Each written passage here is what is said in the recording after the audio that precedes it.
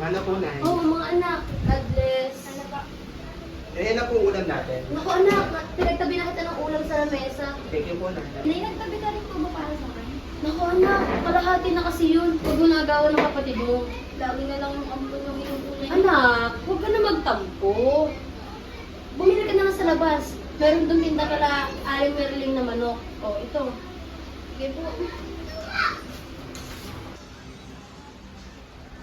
Oh, anong sadya mo? Pabili po ng ulam. Sige, pili ka na dyan. Mukhang bad trip ka na naman na. Anyari? Wala naman po. Nababad trip lang ako sa ampun nila, inay. Eh, bakit naman? Eh paano? Halit na ako ipa-prioritize, sila lang laging ampun nilang inuuna. Alam mo ba ang sabi-sabi? May dalang malas daw ang batang yan. Ewan ko na lang. Sa akin na ba yung binili ko? Oh, ito. Okay na yun, salamat. Thank you. Ito po ba yan? Ate, pinasandok na kita. Kain ka na po. Huwag mo nga akong tawagin ate, tingin mo ka kapatid. If you say so. Ano ba? Kumakain ka ba o hindi? May pahalumbaba ka ba diyan? Bakit ba tare-tare mo? Wala naman akong ginagawang masama. Kumakanta lang naman ako. Kung ikay kumakain na laang, nadadamay. Magdadala ka pa ng kamalasan sa pangangahay na ito. Oh, ano nangyayari dito? Abot hanggang labas ng sigawan ninyo. Wala po, Itay. Ay siya, kumain ka ng maayos ha. Basta tira nyo ng pagkain ng inyong ina at hindi pa inakain. Sige po.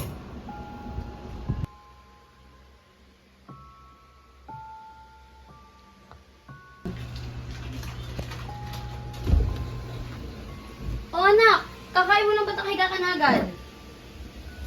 Oh, nasaan ang kapatid mo? Hindi ko po alam. O siya, huwag kang hihiga ha.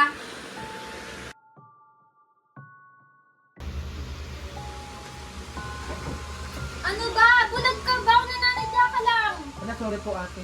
Alam mo yung pag nalalakdawan daw eh, hindi na lumalaki? Gusto mo bang hindi na ako lumaki? Hindi po ako tinatawag ate, sorry po. Nakakainis ka! Pagbawan ko lang kita pabalik. Huwag na!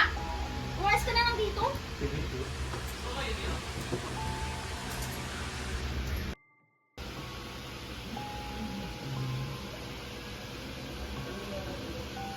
Ala?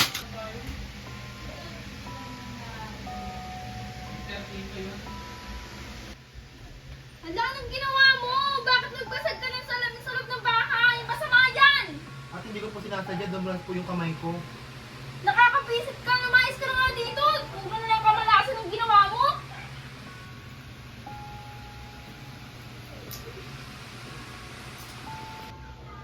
Oh anak, bakit ka umiiyak? Anong nangyari sa'yo? Si ate po kasi sinigawan niyo po ako. Dadabasa ko po yung salamin niya. O hayaan mo na, kakusapin ko yung kapatid mo, huwag ka nang umiyak. O anak, ba't mo pinayang ang kapatid mo? Eh, inay, tingnan mo naman kasi ang ginawa ng ampun nyo! Nagbasag ng salamin! Anak, hindi naman daw niya sinasadya, pwede naman natin palitan yan eh. Eh, inay, hindi naman po yun ang kinagagalit ko. Di ba po masang magbasa dun sa salamin sa loob ng bahay? Malas po yun! Naku anak, manang-mana ka talaga sa lola mo. Napaka-mapamahiin mo din. Totoo naman po eh, mula nung dumating yung ampun nyo, puro na lang kamalasan na ang nangyayari sa bahay natin. Hayaan mo na anak, aksidente lang naman. Ewan ko sa inyo, Nay, lagi na lang yung ampun yung pinagtatanggol mo.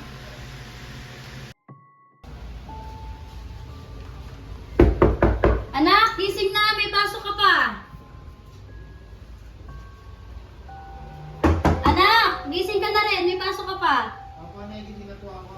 Sige, gisingin mo na rin yung kapatid mo ha, at sabihin mo, maligo na at saka kakain pa tayo.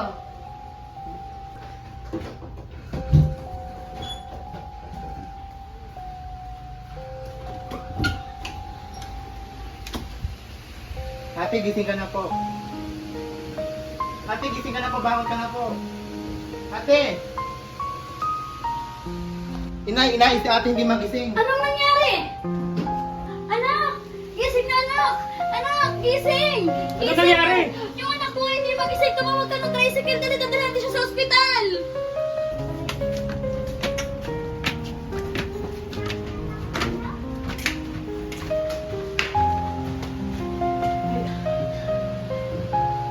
Inay, wala po nangyari kay ate. Kamusta po siya? Wala na ang ating mga anak. Paano kung wala? Posible po yan. Cardiac arrest sabi ng doktor.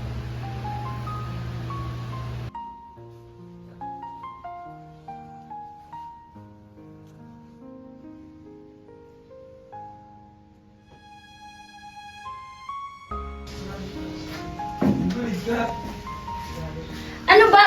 Huwag mong pinapataka ng luha ng kabaon ng kapatid mo? Sorry po, inay. Doon ka na nga sa labas. Opo. Tatay, kaibigan ko pa nakikiramay. Ay, garamay po. O bakit ka nagsama ng kaibigan tapos nakapula pa? Di ba alam mo naman bawal yan pag may nakaburol?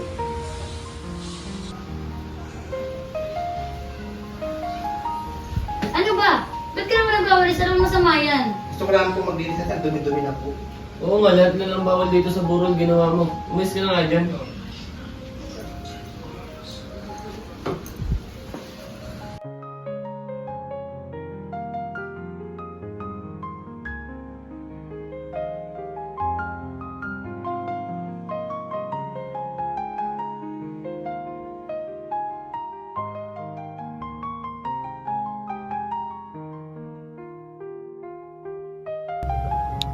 Inay, alam kong pag nabasa niyo po ang sulat kong ito ay wala na ako. Mahal na mahal ko po kayo ni Itay. Pero alam ko po na mas mahal niyo si John Lloyd kesa sa akin na tunay niyong anak. Sobrang sakit po nun para sa akin. Ang bigat po sa dibdib na lagi ko kayo nakikita nagtatawanan at nagkukulitan na parang wala lang po ako sa tabi niyo. Palaging siya po ang kinakampihan nyo at laging mali ko ang nakikita nyo. Pero kahit na ganun po, ay masaya ako para sa inyo. Pero sana po, nakita nyo rin ako bilang isa nyong anak. Sorry po kung inilihim ko sa inyo ang aking sakit. Ayoko po kayong pag-isipin at pahirapan pa. Sana po, mapatawad niyo ako kung naging aroganteng anak man ako para sa inyo. Patuloy niyo pong mahalin at alagaan si John Lloyd.